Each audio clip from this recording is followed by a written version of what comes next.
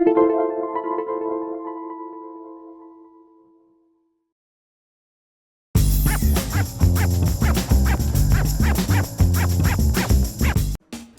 to My Long Island TV. From Manhasset to Montauk, we've traveled our communities to bring you the following events. I'm your host, Waldo Cabrera. My Long Island TV starts now.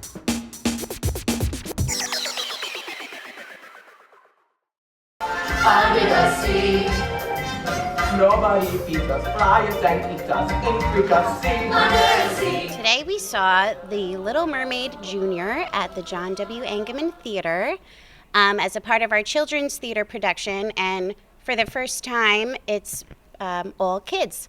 Where normally adults perform for children's theater, but we're trying something new, and I think it was a success.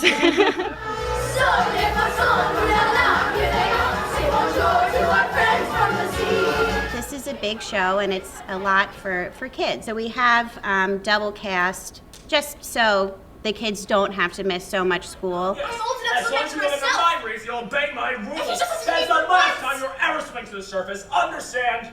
You're so unfair! The rehearsal process was definitely something I'll never forget. Since there were two casts going at the same time, we all had to learn it together, and you really bond with your counterpart, and we love each other. Where they stay all day in the sun, wondering, wish I could be part of that world. Ariel is just this fun, young spirit that never really grew up, but she's still mature in her own way. She's very courageous as well, with all the risks that she would take for her family or her friends, her loved ones. You heard me. From now on, Ariel is your responsibility. But Your Majesty, she's a clever mermaid. I'm just a crustacean. Surely you must pick someone higher on the evolutionary ladder. It kind of puts on a little bit of pressure because this is the iconic role, and everyone's Sebastian, he has to be amazing. So when people come to see the show, you're kind of pressured because you're the character has to be perfect. What do they got? A lot of sand. We got a hot crustacean man. Each little snap, you know how to do. The role is built up in everyone's mind, and everyone kind of has their own idea of what Sebastian wants to be, they want him to be, and to accommodate everyone's wishes is definitely a struggle. You have to do certain things just to get more animated, I would say, is the biggest part of being a Disney character. You have to feel over the top and over everything because that's what the people are here for.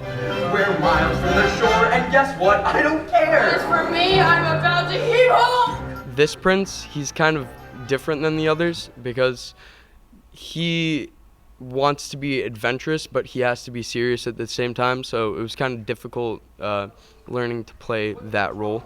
You're hurt? No, you need help. Well, I've got just the remedy. Warm bath and a hot meal. In some ways, The Little Mermaid is in part a story about Prince Eric's maturation. So at the beginning, he's, as Grimsby says, he's a roustabout, and he's sort of believing in this concept of the one perfect girl who he will marry. And I guess throughout the story, he sort of realizes that there will be people who are perfect in their own way.